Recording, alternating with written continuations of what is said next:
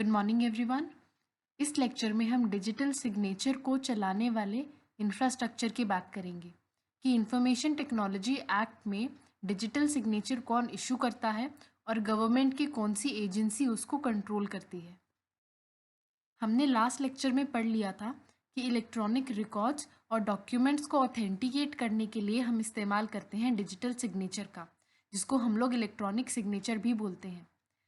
ये digital signature documents पर लगाने के लिए हमें एक कंप्यूटर प्रोग्राम की ज़रूरत होती है।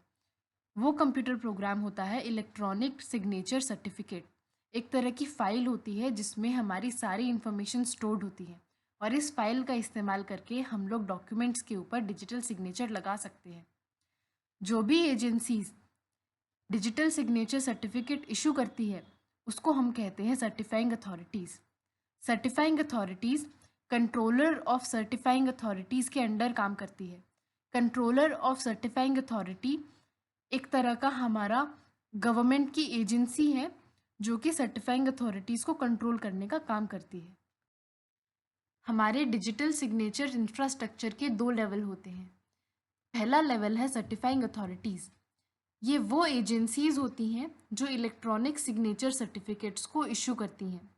इनको काम करना होता है कंट्रोलर ऑफ सर्टिफाइंग अथॉरिटीज़ के अंडर, जो कि हमारा सेकंड लेवल है।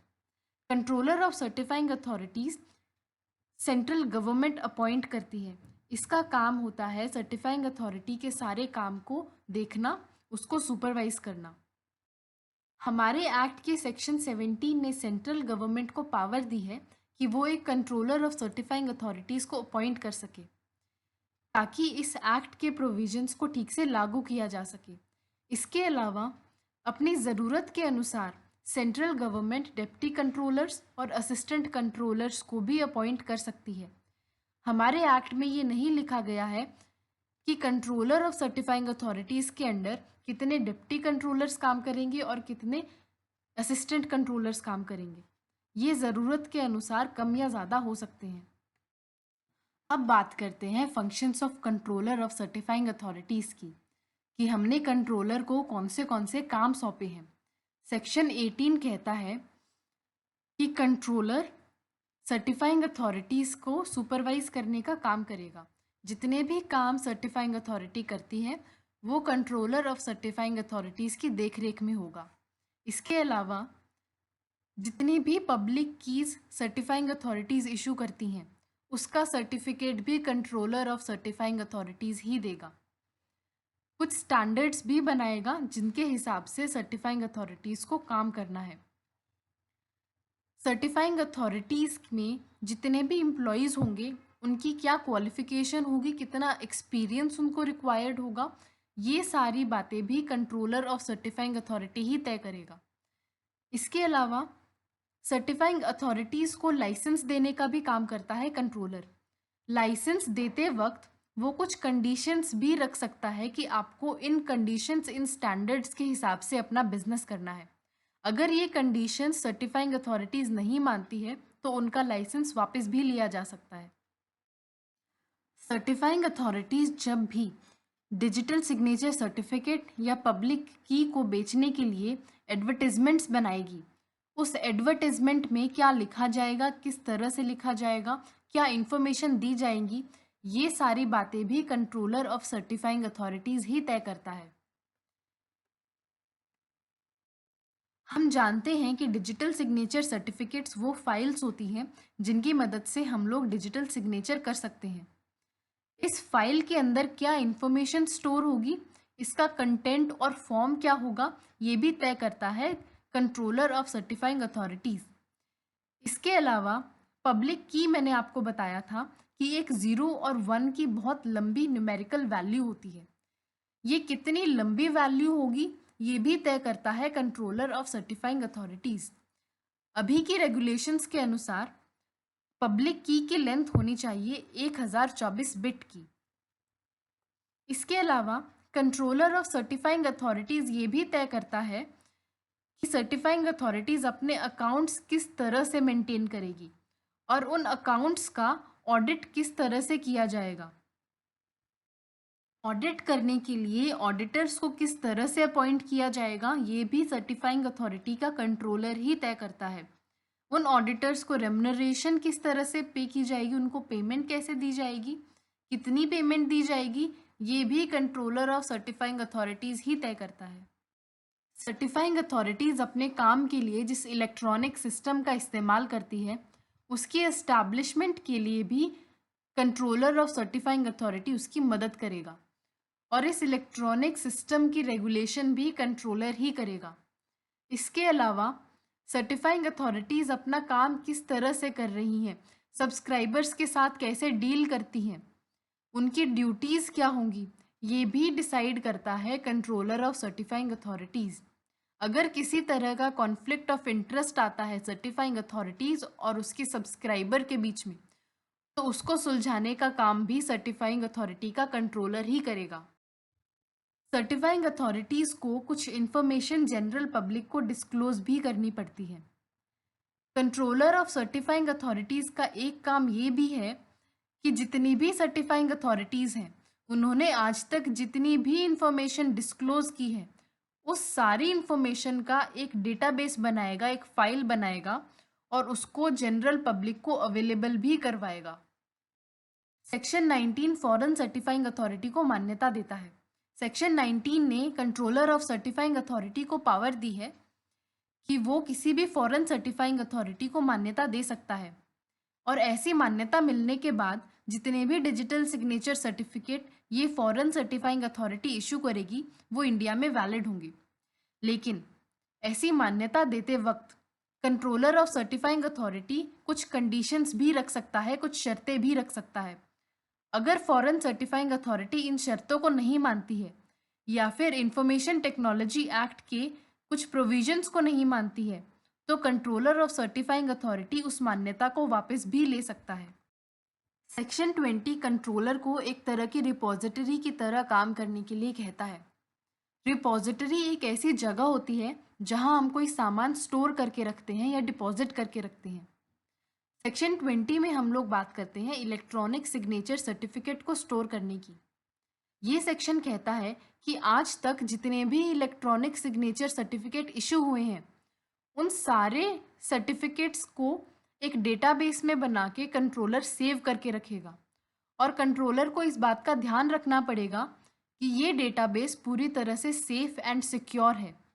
इसके अलावा जितने भी पब्लिक कीज़ इशू हुई हैं उसका भी डेटाबेस बनाने का काम करेगा कंट्रोलर, यानी कि सारी पब्लिक कीज़ और इलेक्ट्रॉनिक सिग्नेचर सर्टिफिकेट जितने आज तक इशू हुए हैं उन सबको स्टोर करने का काम करता है controller of certifying authorities.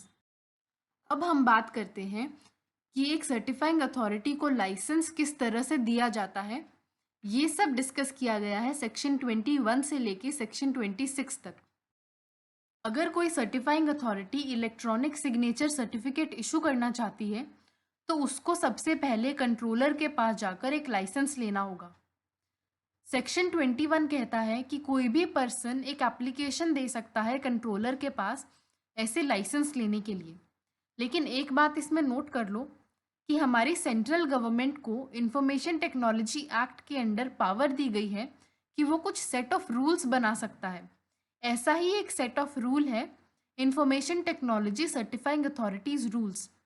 In rules में बताया गया है कि कौन सा पर्सन इस लाइसेंस के लिए अप्लाई कर सकता है, कौन सी रिक्वायरमेंट उसको फुलफिल करनी पड़ेंगी। फॉर एग्जाम्पल, अगर एक इंडिविजुअल सिटीज़न इस लाइसेंस को अप्लाई करता है तो उसके पास 5 करोड़ का कैपिटल होना चाहिए।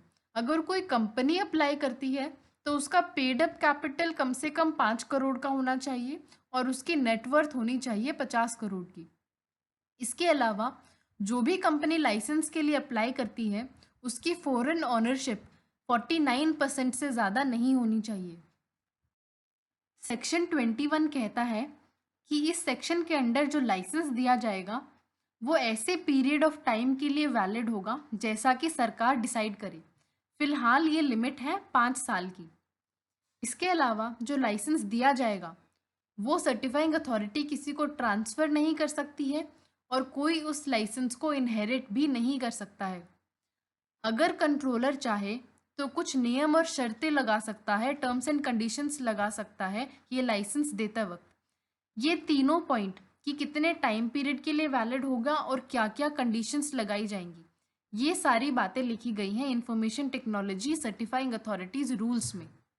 सेक्शन 22 सेंट्रल गवर्नमेंट को पावर देता है ये डिसाइड करने की कि लाइसेंस की एप्लीकेशन किस फॉर्म में दी जाएगी।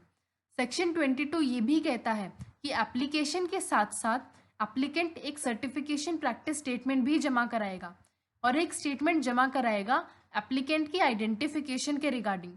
इसके साथ साथ उसको फ़ी भी पे करनी पड़ेगी जो कि 25,000 से ज़्यादा नहीं हो सकती है। कोई अदर डॉक्यूमेंट्स जैसा कि हमारी सेंट्रल गवर्नमेंट डिसाइड करे अपने रूल्स में, ये सारे डॉक्यूमेंट्स एप्लीकेशन के साथ साथ कंट्रोलर ऑफ सर्टिफाइंग अथॉरिटी के पास जमा होगी। सेक्शन 24 कहता है कि ये सारे डॉक्यूमेंट्स को देखने के बाद अगर कंट्रोलर सेटिस्फाइड है तो वो एप्लीकेंट को लाइसेंस दे सकता है इलेक्ट्रॉनिक सिग्नेचर सर्टिफिकेट इशू करने का।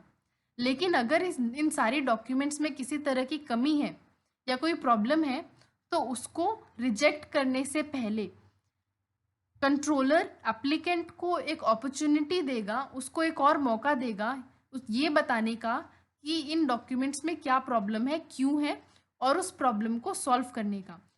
अगर उसने ये सारी रीजनेबल अपॉर्चुनिटी दी है एप्लीकेंट को ये बताने की, समझाने की कि ये डॉक्यूमेंट्स कम क्यों हैं, उसमें प्रॉब्लम है वो क्यों है, फिर भी अगर कोई सेटिस्फैक्ट्री जवाब वहाँ से नहीं आता है तो कंट्रोलर उसकी एप्लीकेशन को रिजेक्ट कर सकता है। सेक्शन 21 में मैंने आपको बताया था कि सेंट्रल गवर्नमेंट ने information technology certifying authorities rules बनाए हुए। उन रूल्स में लिखा है कि जो लाइसेंस सर्टिफाइंग अथॉरिटीज़ को दिया जाएगा वो 5 साल तक वैलिड रहेगा। अगर कोई सर्टिफाइंग अथॉरिटी चाहे तो उसके रिन्यूअल के लिए भी एप्लीकेशन दे सकती है कंट्रोलर के पास। सेक्शन 23 कहता है कि कोई भी सर्टिफाइंग अथॉरिटी जिसका लाइसेंस एक्सपायर होने वाला है वो एक एप्लीकेशन दे सकती है लाइसेंस के रिन्यूअल के लिए। उस एप्लीकेशन के साथ साथ उस सर्टिफाइंग अथॉरिटी को कुछ पेमेंट भी करनी पड़ेगी फ़ी की। ये फ़ी 5,000 रुपये से ज़्यादा नहीं हो सकती है। इसके अलावा रिन्यूअल की जो एप्लीकेशन दी जाएगी वो हमारा लाइसेंस एक्सपायर होने से 45 डेज पहले दी जानी चाहिए। यानी कि अगर हमारा लाइसेंस 1 मई 2020 को एक्सपायर हो रहा है तो हमें एप्लीकेशन देनी पड़ेगी 15 मार्च से पहले पहले। सेक्शन 25 बात करता है रेवोकेशन और सस्पेंशन की। रेवोकेशन का मतलब है लाइसेंस को रद्द कर देना और सस्पेंशन का मतलब है कुछ समय के लिए उसको सस्पेंड कर देना। सेक्शन 25 ने कंट्रोलर ऑफ सर्टिफाइंग अथॉरिटीज़ को पावर दी है कि वो चाहे तो किसी भी सर्टिफाइंग अथॉरिटी का लाइसेंस रद्द कर सकता है। लेकिन ऐसा लाइसेंस रद्द करने से पहले कंट्रोलर को एक इंक्वायरी बिठानी पड़ेगी और अगर उस इंक्वायरी में ये साबित हो जाता है कि नंबर 1 सर्टिफाइंग अथॉरिटी ने किसी तरह की गलत इन्फॉर्मेशन दी थी अपने लाइसेंस को इशू कराने की एप्लीकेशन में या फिर लाइसेंस को रिन्यू कराने की एप्लीकेशन में, ये बात अगर इंक्वायरी में साबित हो जाती है तो कंट्रोलर उसका लाइसेंस रद्द कर सकता है। नंबर 2, अगर किसी भी टर्म्स एंड कंडीशन पे लाइसेंस दिया गया था सर्टिफाइंग अथॉरिटी को और वो सर्टिफाइंग अथॉरिटी उस टर्म्स एंड कंडीशंस को नहीं मानती है और ये बात इंक्वायरी में साबित हो जाती है तो कंट्रोलर उसका लाइसेंस रद्द कर सकता है। थर्ड, जो भी स्टैंडर्ड्स कंट्रोलर ने बनाए थे अपनी पावर के अंडर, उन स्टैंडर्ड्स के अकॉर्डिंग अगर सर्टिफाइंग अथॉरिटी काम नहीं करती है और इंक्वायरी में ये बात साबित हो जाती है तब भी कंट्रोलर उसका लाइसेंस रद्द कर सकता है। अगर उस सर्टिफाइंग अथॉरिटी ने इंफॉर्मेशन टेक्नोलॉजी एक्ट के अंडर और उसके अंडर बने हुए रूल्स रेगुलेशंस या कोई ऑर्डर का उल्लंघन किया है उस केस में भी कंट्रोलर उसका लाइसेंस रद्द कर सकता है बशर्ते कि ये बात इंक्वायरी में साबित हो गई है।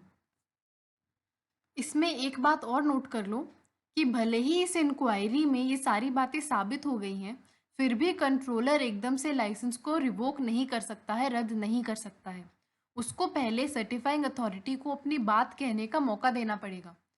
अगर सर्टिफाइंग अथॉरिटी के पास कोई अच्छा रीज़न है कि क्यों उसने इस एक्ट के प्रोविजंस का उल्लंघन किया है, तो हो सकता है कि कंट्रोलर उसका लाइसेंस रद्द ना करे।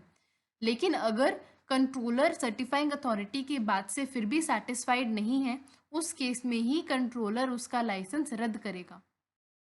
जिस भी सर्टिफाइंग अथॉरिटी का लाइसेंस रद्द कर दिया गया है, रिवोक कर लिया गया है, उस सर्टिफाइंग अथॉरिटी को अब कोई पावर नहीं है इलेक्ट्रॉनिक सिग्नेचर सर्टिफिकेट इशू करने की। सेक्शन 25 में हमने ये तो कह दिया कि लाइसेंस को रद्द करने से पहले हमें इंक्वायरी करनी पड़ेगी, लेकिन उस इंक्वायरी में हो सकता है कि काफ़ी समय लग जाए।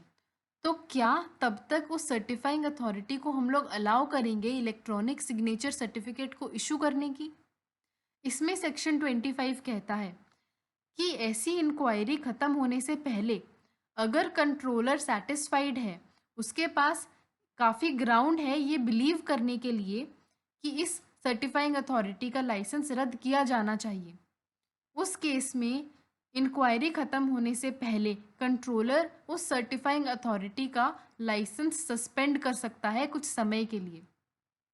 इसमें एक और कंडीशन है कि लाइसेंस 10 दिन से ज़्यादा का अगर सस्पेंड करना है, तो उस सर्टिफाइंग अथॉरिटी को बोलने का मौका देना चाहिए हमें। वो अपना ग्राउंड रखेगी कि मेरा लाइसेंस सस्पेंड क्यों नहीं होना चाहिए। लेकिन ऐसी अपॉर्चुनिटी दिए बिना अगर कंट्रोलर उस सर्टिफाइंग अथॉरिटी का लाइसेंस सस्पेंड करना चाहता है, तो वह 10 से कम दिनों तक का उसको सस्पेंशन दे सकता है। सेक्शन 26 कहता है कि जिस भी केस में किसी सर्टिफाइंग अथॉरिटी का लाइसेंस या तो रद्द हुआ है या सस्पेंड हुआ है, उस केस में कंट्रोलर ऑफ सर्टिफाइंग अथॉरिटी एक नोटिस पब्लिश करेगा अपने डेटाबेस में।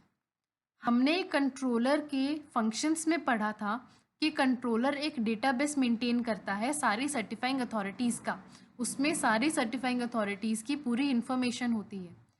तो कंट्रोलर को ये बात नोट करनी पड़ेगी उस डेटाबेस में कि एक सर्टिफाइंग अथॉरिटी का लाइसेंस रद्द हो गया है या फिर सस्पेंड कर लिया गया है, और ये डेटाबेस उसको एक वेबसाइट के थ्रू अवेलेबल भी करवाना पड़ेगा जनरल पब्लिक को।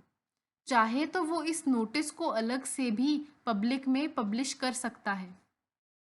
इसके आगे के सेक्शंस हम लोग नेक्स्ट क्लास में डिस्कस करेंगे। तब तक आप चैप्टर में से सेक्शन 26 तक स्टडी कर सकते हो। कोई डाउट है तो वो पूछ सकते हो। Thank you.